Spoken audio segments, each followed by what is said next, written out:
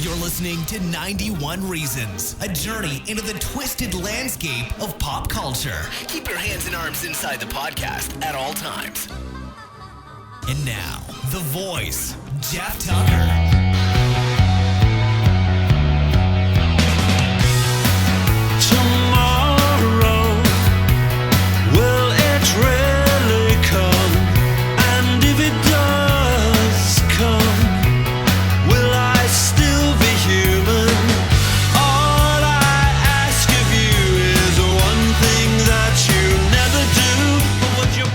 Oh boy, where do you even begin? Well, let's say that this is a mini episode I'm doing on the fly. I just finished Tomorrowland, Brad Bird's Disney pick about the future. And I'll tell you what, I heard a lot of mixed reviews about it. But you know me. I go in, I've got an open mind. I'm the guy that actually liked John Carter and thought that it was not as terrible as everybody has said. I did try to go back and watch some of John Carter, and it was not the gee whiz, feel good that I remembered. But I've already seen it, so we'll do a mini episode. I'll try to throw this up as quick as possible. Tomorrowland, Disney. What a terrible, terrible, terrible movie. Oh, do not go see this movie. Do not put a dime in anybody's pocket for this cynical, terrible, preachy, shameless movie. Boy, could I have said that any better or any worse? Yes, and you know what? Here, as I'm watching it, I kept having like metaphors and visuals pop into my head. You know what Tomorrowland is? Tomorrowland is that unbelievably good-looking woman at a party that you cannot take your eyes off because she's got expensive clothes, she takes care of herself, she looks fantastic, but she won't stop talking about global warming. She won't stop talking about how we're destroying Mother Earth by simply existing. And you know what? I don't care how pretty she is. I'm going to walk away and I am not going to look back. And that's what Tomorrowland is.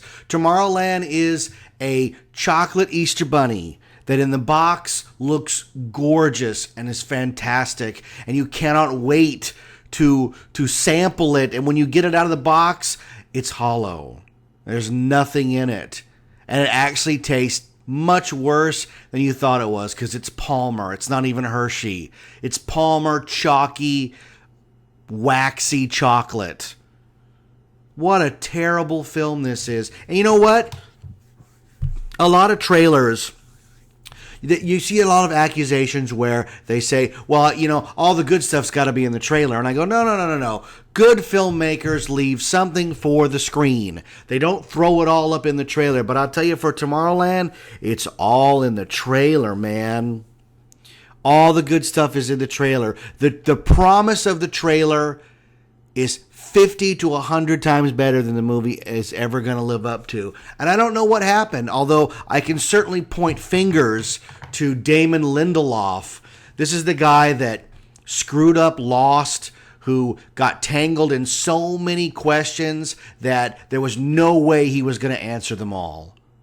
And if this guy's the screenwriter, Brad Bird's a great director. Brad Bird directed The Incredibles, my favorite Pixar film of all time, and maybe the best superhero movie of all time. The Incredibles is fantastic. Brad Bird, The Iron Giant, a masterpiece. Brad Bird even took and did the unthinkable. He took Ratatouille after they fired the first director. He took the movie apart, put it back together, and made nearly a masterpiece, which is not supposed to be possible in animation, because once the animation is set, it's not like you can just go do reshoots. You have to figure out how to make a movie with what you have. The last time Disney did that was with The Black Cauldron, and that movie's unwatchable, so it's not always possible. Brad Bird, he'd also single-handedly brought back Tom Cruise's career. Do you know that Mission Impossible Ghost Protocol was supposed to be the last Mission Impossible starring Tom Cruise? They were supposed to hand the reins over to what's his name, Jeremy Renner, and Cruise was going to walk off into the sunset. But guess what? It became the highest grossing Mission Impossible of the series, proving Tom Cruise still has box office clout, that Brad Bird could direct a live-action movie and make it exciting just as great as his animated movies. What happened here? I can only point fingers at Damon freaking Lindelof. As a writer myself, Lindelof's the guy that really makes me mad because he can put anything on paper. He can literally write anything and they will make it. Oh my God, to have that power. I write my novels with the hope that maybe one day they might be a movie or a TV show. Lindelof knows when he sits in his office and writes, it's going to be a movie. They're going to make it. So what was the reasoning behind Tomorrowland? How did they get together and make this crap fest? And you know why it's a crap fest? Because it's mean. Because it's cynical. And it's not supposed to be that. Tomorrowland is the savor, the prospect of tomorrow. The challenges, the promise. And shame on Walt Disney Pictures for putting Walt in the ads and putting this on his back. We'll let Walt sell the movie. Well, you know what? If you're going to do that, you got to put Walt in the movie. If you're going to show the World's Fair where Walt really showed what his people can do and what the imagination can do when it's allowed to soar, why not put him in it? I talked to somebody from Imagineering the other day and I said, why isn't Tom Hanks in it as Walt Disney? Why not just make that, he's Walt Disney. We will accept it, hook, line, and sinker. He said, that's a great idea. I said, you could have Tom Hanks in a million movies as Walt Disney, and we'll buy it every time, because it's not that he looks like a lot like Walt Disney. It's not bad, but it's it's Hanks. It's the mannerisms. It's getting it right. We have the same respect and admiration for Tom Hanks as we do, or did, and continue to do for Walt Disney. So putting Uncle Walt in the ads and then not in the movie, there's your first bing. That's a red flag. The second is calling it a Disneyland movie. It has nothing to do with Disneyland. Nothing at all to do with Disneyland. It doesn't make any sense. The movie is an angry, bitter film about how, once again, we humans are destroying the planet, and unless we do something, we're all going to die. Well, not all of us feel that way. Not all of us think that the apocalypse is around the corner. Some of us are happy to raise children, to live our lives, and not listen to the naysayers and the doomsday predictors. And when you're making a movie that's ostensibly marketed at children, shame on you for putting such a terrible message in it. And so heavy-handed. Oh my God. The first 30, 40 minutes of this movie, every other scene contains either a mushroom cloud or a flood or something terrible happening to the world. And we're to blame. And not only we're to blame, but George Clooney has an antique countdown. Okay, let's get into the movie proper. And you know me, I like to see movies a dozen times or more before I even think of reviewing them. But this one's fresh. The movie opens at the World's Fair, and everything's fine. The first 20 minutes of this movie are actually pretty darn good. Why? Oh, I don't know. Because they're optimistic. And I know that every film, every story has to have conflict. But why can't it be a conflict of ideas? Why does it have to be, well, if you don't adhere to our ideas of how the world is supposed to be saved and treated, we're all going to die and it's your fault? Well, guess what, guys? I don't use reusable bags. It doesn't make me a bad person. It just means that I don't believe in your ideology. And that's where we differ.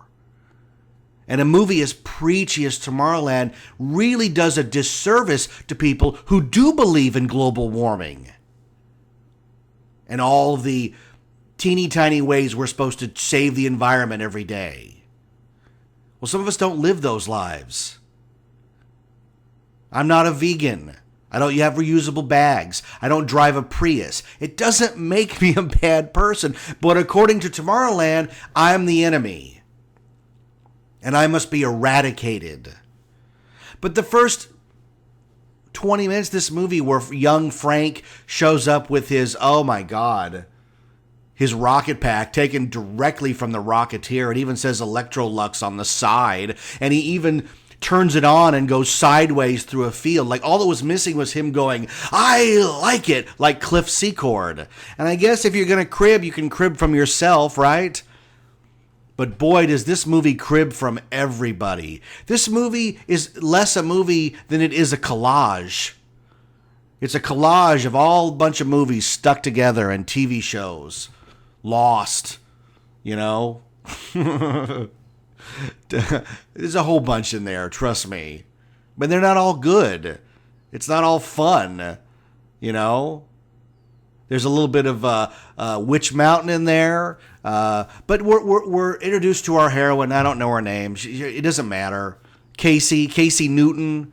And she's using a helicopter to sabotage her father's project, because when her father finishes the project, he's going to be fired. So she's trying to prolong the project as long as she can.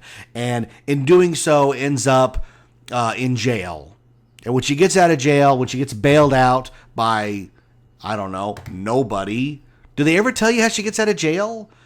I mean, her dad didn't even really know. I mean, I guess he did. Did he pick her up? I don't remember. But he's not there when she gets out of jail. He's not like wringing his hands going, the last time I bail you out of jail, little lady. Thank you, Tim McGraw. But she gets a pin, and when she touches the pin, it takes her to another dimension. And I had a million questions about this other dimension, because they do show her still existing in our dimension when she's over there, which literally makes no sense. She either travels to another dimension or she doesn't. Does she make a copy of herself? She makes a copy of herself. I don't know. But all of the gee whiz invention of the small world ride and the dropping of the boat and the journey to Tomorrowland physically gets erased in favor of just, really good editing. And it is really good editing. But she's existing in two different planes, and she's falling down the stairs, and she's trying to map out where the city is in relation to her so she can touch the pin and be in the city. But when she does touch the pin, I guess if I'm to glean from what the movie tells me, she doesn't really go to Tomorrowland.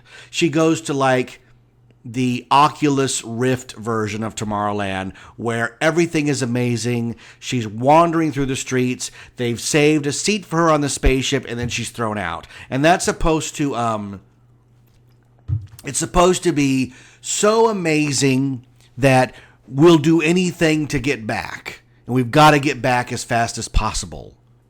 And to that degree, yes, it does work, because once they show us Tomorrowland, we do want to go back because it's fun. And why is it fun? Because the rest of the movie is a cinematic wet blanket.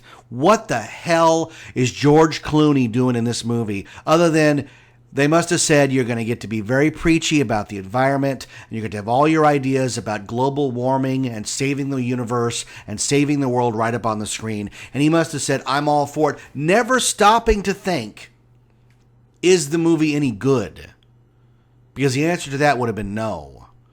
Because our young heroine is led on a wild goose chase to who gave her the pin and what does it mean exactly. And of course she ends up at a collectible store so that we can have lots of Star Wars references. Because when they bought Star Wars, when Disney bought it, they were going to put it in all their movies. So, somebody gets knocked on the head by hand and carbonite, and R2 is thrown across the room, and there's lots of sound effects, and the people who own the comic book collectible shop turn out to have real laser guns. So it's a little Men in Black, and it's even more Men in Black when the actual Men in Black show up. And what we're told is the little girl, Athena, who's giving out the pins, she's like she's the recruiter. She's being chased around by a bunch of robots. And they're only robots so that we can blow them up in a PG movie. Because you don't want to have blood and guts in a PG movie. But if you have robots, it's okay. So there's a lot of malfunctioning robots and disintegrating robots and plastic-looking people robots. And it's all Men in Black and even the Matrix. Like, they look like agents when they come rolling up. So she ends up getting dropped off at now adult Frank's house because at some point Frank was thrown out of Tomorrowland, and Frank's got a holographic dog that doesn't leave footprints and some sort of sonic boom Street Fighter doorbell that knocks people on their butts and cameras.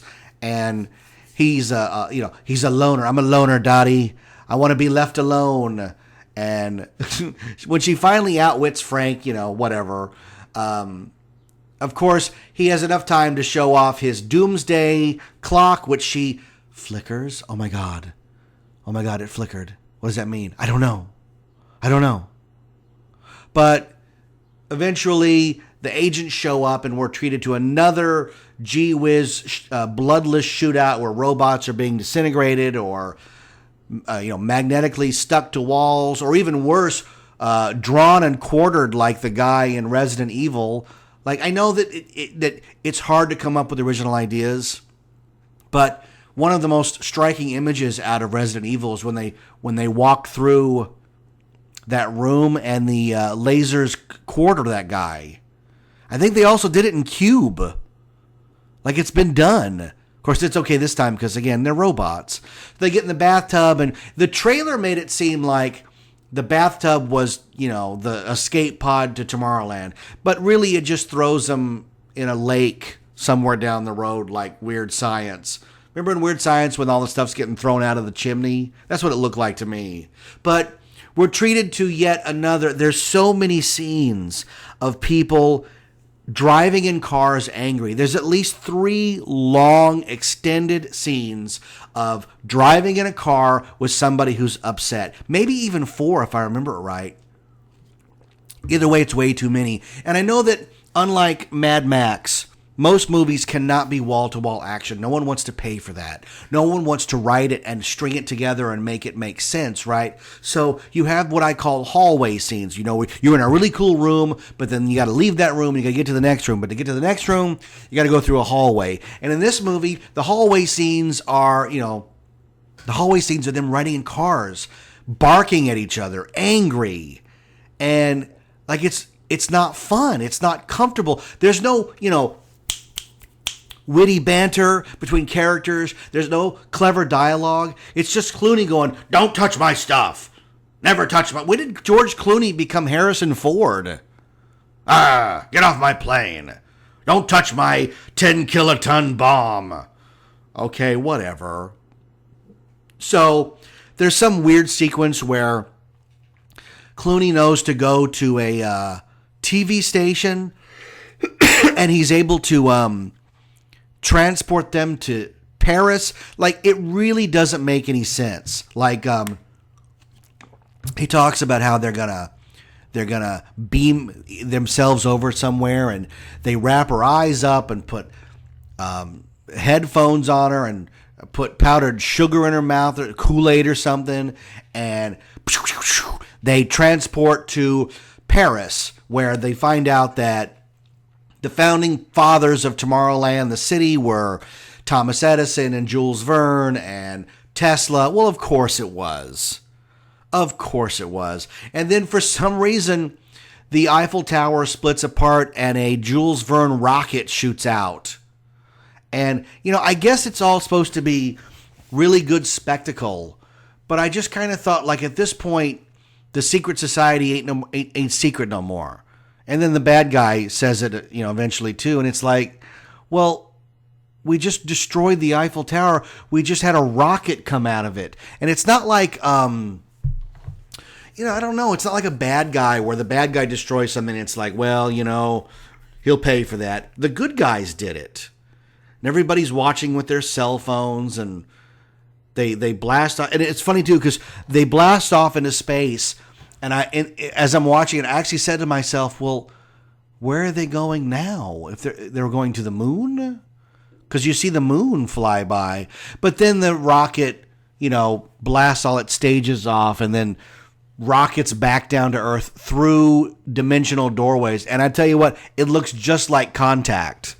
Remember Contact with Jodie Foster, where there's that sequence where she's sitting in the chair and then all of a sudden she has like an echo of herself next to her? That's what it looked like. And I've already seen it. We're borrowing again. And then here's the worst part of the movie, folks. The worst part is they get to Tomorrowland. We finally get back. It's been, I'm not kidding, an hour and a half of, I don't know what's going on. What's happening? Don't touch my stuff. I want to be left alone. Oh, blowing up robots. Like nothing but cynical, generic, curmudgeonry. Is that a word? Curmudgeon action. And here's the worst part. Here's why I feel bad. There was no wow moments. Oh, wow. Even the Eiffel Tower is not a wow moment. Because we're too busy thinking of the consequences. We want, wow, look at that. And I'm not talking disaster porn. I don't want to see things blowing up. I want a scene like the beginning when they read the pen with a laser in Small World and the boat drops through a secret door and he's led down a path. Like, wow, that's a wow moment. It's something just beyond the normal fringe of society. And I get to see it because I'm in the know. This is just wrecking things and yelling at each other. And the worst part is when they get to Tomorrowland, it's gone to hell. It's awful and bleak and bad. And that's not what we want. We want it to be optimistic. And this movie wants to have its cake and eat it too. It wants to be 90 minutes, 110 minutes of cynicism. And at the very end go, but there's a different path. We can choose to change the world. And instead of that, that's what we get. Instead of gee whiz wow, what we get is no joke. We get the Watchmen. They're cribbing again.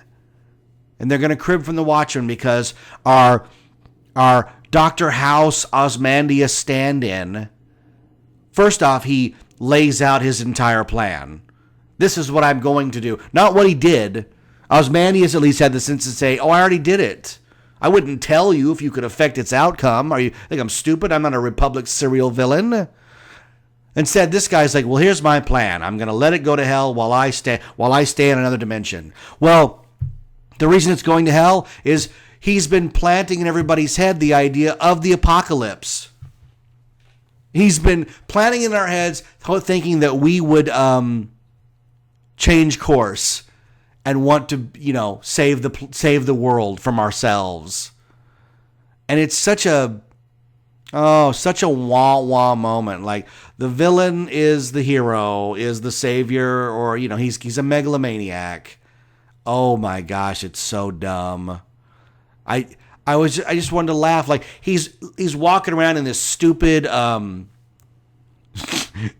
Captain EO looking coat, and he's pontificating about saving the planet by showing its destruction. And he's literally almost doing Ozymandias' plot about how I'll convince the world that we're under attack by aliens and they'll want to band together. But in this case, it's I'll convince the world we're attacking the planet ourselves and therefore we must learn to stop attacking it. Oh my God. So let me see if I get it straight, dude. General Nix. You're going to plant in our head the idea that we're blowing up the planet so that we'll have the idea not to blow up the planet. That's it? That's it, Lindelof? That's the big plot? Are you kidding me? That's so stupid.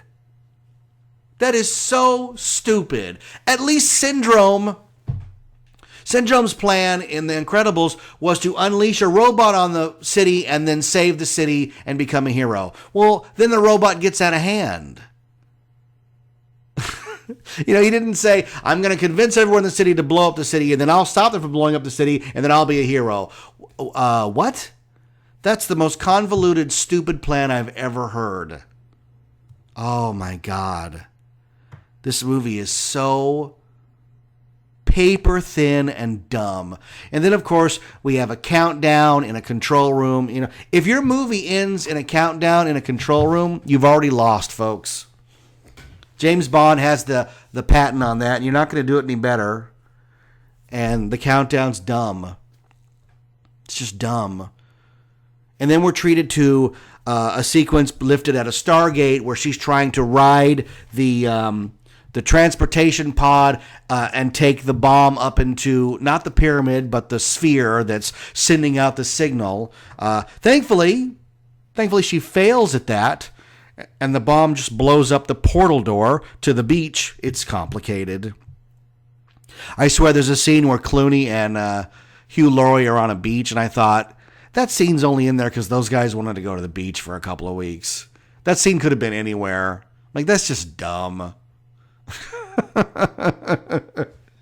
So instead of blowing it up with a bomb, of course, the robot little girl, Vicky from Small Wonders, has to blow it up because all robots have a thermonuclear self-destruct for some reason.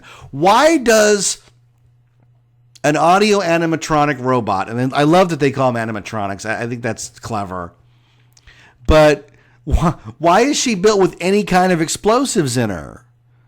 I am about to self-destruct. Let me play a tape of how I fell in love with you 30 years ago. It will matter not except that show you that I have human emotions. I am Vicky from Small Wonder, and now I will blow up the sphere that gives off the idea that we want to kill the Earth. Like, when I say it like that, it's so stupid. It's so laughably dumb. So they blow it up, and Earth is magically transformed because we no longer have the signal of doom being projected into our skulls. Is that the plot? That's the plot? Oh boy, is that stupid. That is so dumb. And then we're brought back to the framing device where at the beginning, like the movie opens with Clooney and Casey arguing with each other. We'll tell them like this. No, we'll tell them like that. It's numbing. The arguments are numbing in this film because they're not clever. You don't like the characters. They come off as prickly and cold because all they want to do is yell at each other. But then it's revealed that the speech they're giving is to a whole army of robot animatronic little people, kids.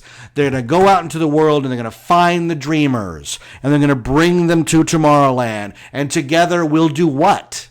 What are we going to do with that? I don't understand. Shouldn't the finale had been, we're now going to open the portal and move Tomorrowland into Earth. And we're going to show Earth all the amazing technology we have created, and we're going to share it, and the portal will be open between the two worlds, always.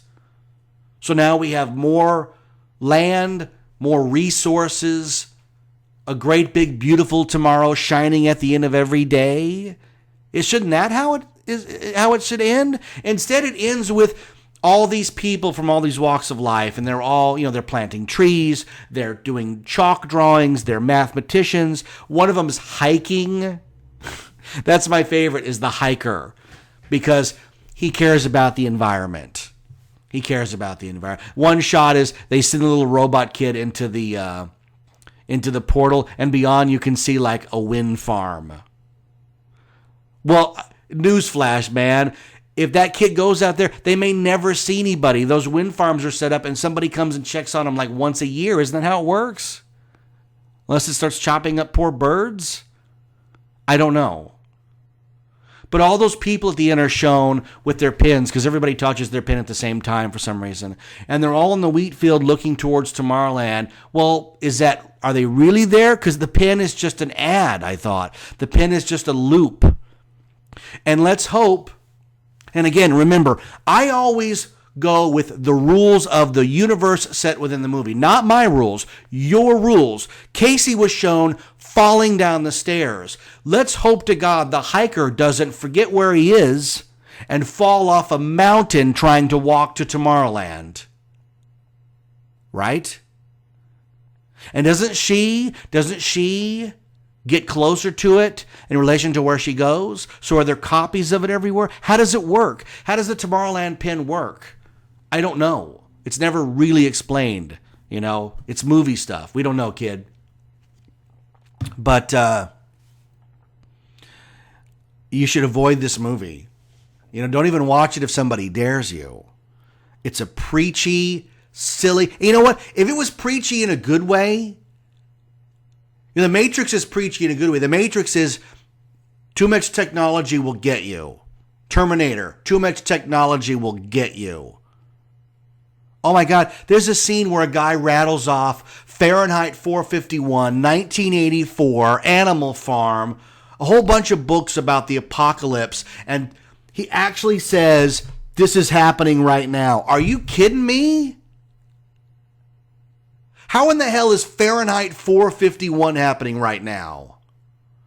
Even in the midst of video games eclipsing movies and television as the chief form of entertainment for young people, The Hunger Games and Harry Potter continue to be books that people read again and again. I've only picked two.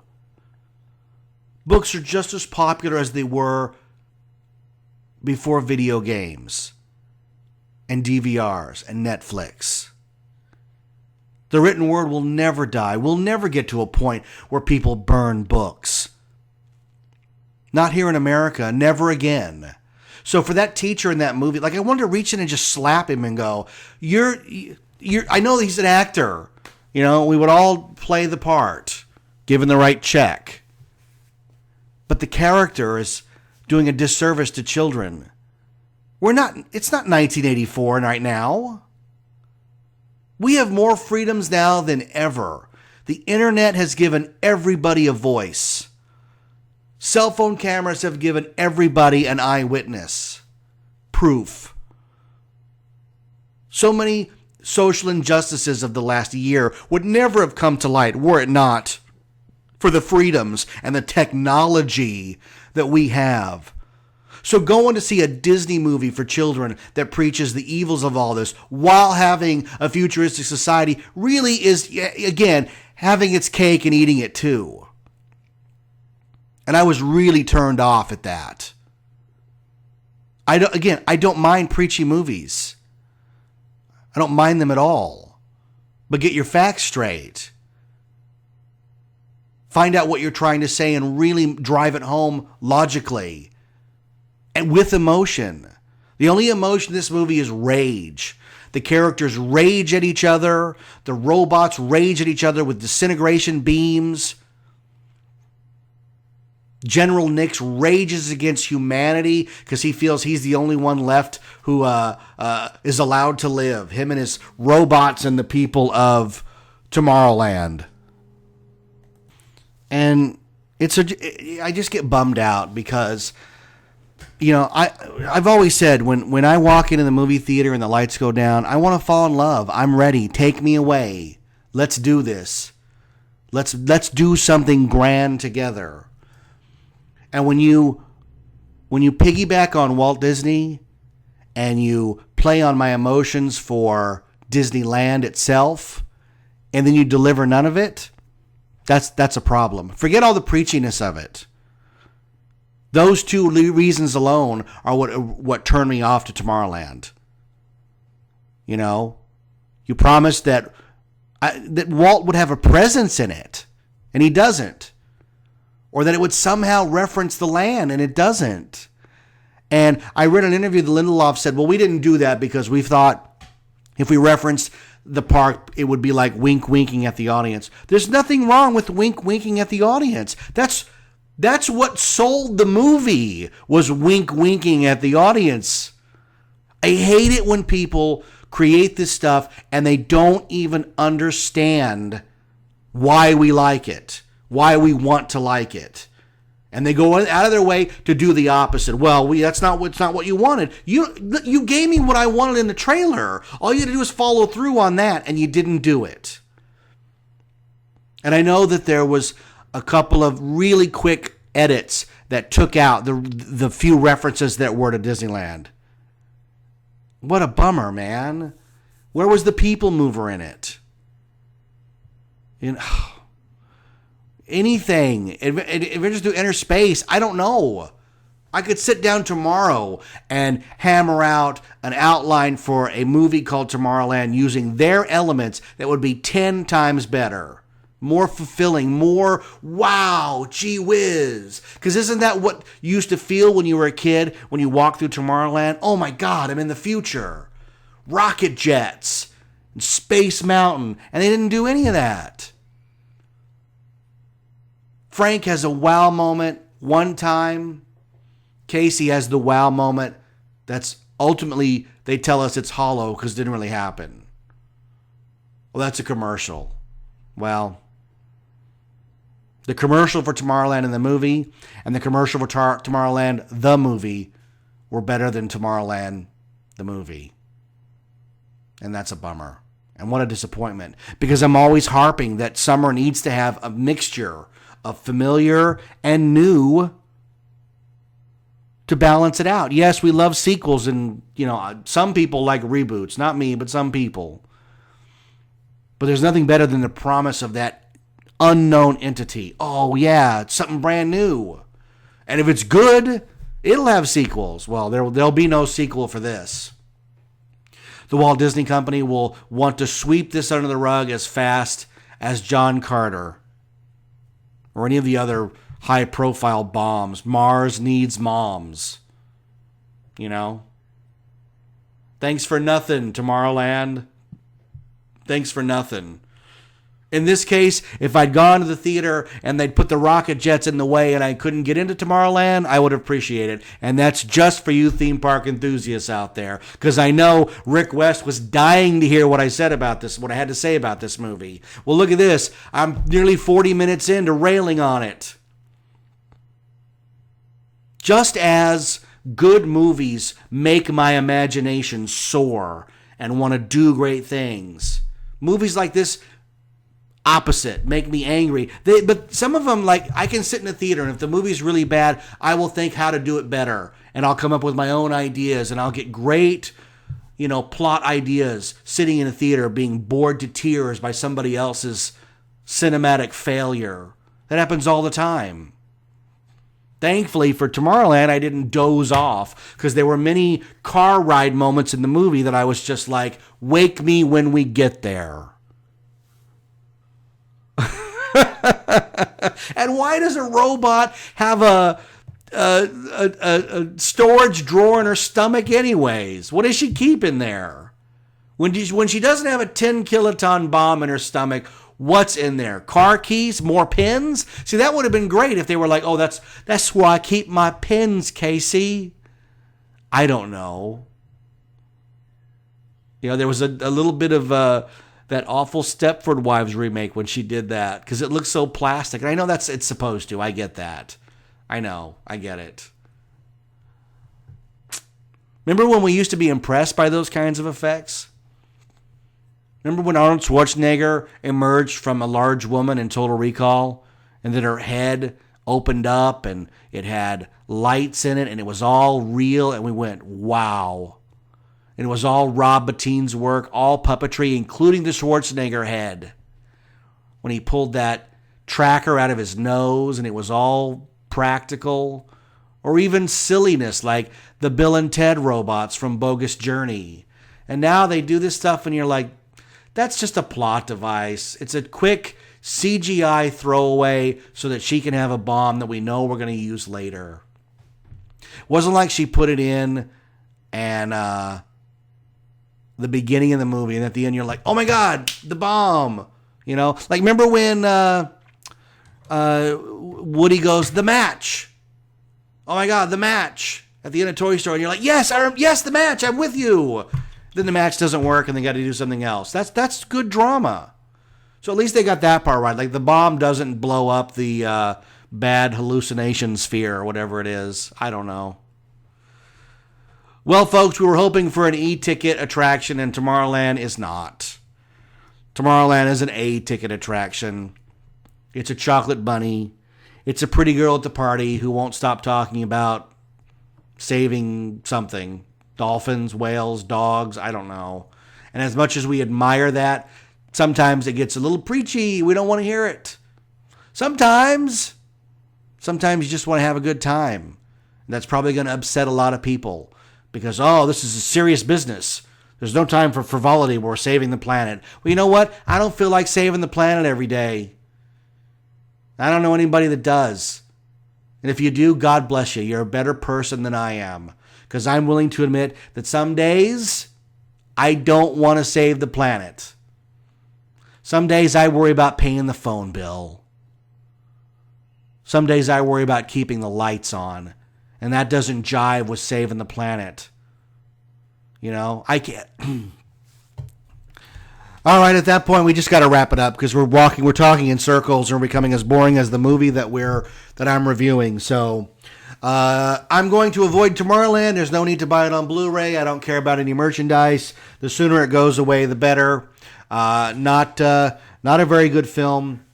Let's hope that the Fantasyland, Adventureland, and Frontierland movies are better, and when they do that Critter Country short film, it's much better than whatever this was. I will continue to support Brad Bird because I think he's a great director, but this is yet another nail in the Damon Lindelof creativity coffin. Mr. Lindelof, please go away. Please take Akiva Goldsman and Orsi and Kurtzman and go away. And let somebody else have a crack at writing these big spectacle movies because you guys, we're done with all of you. You have ruined and tortured and terrorized every property from our childhood, including theme park lands and interchangeable robots and the crew of the Enterprise, Lost in Space, every one of them, a turkey. Some have good spots, obviously, but mostly turkeys.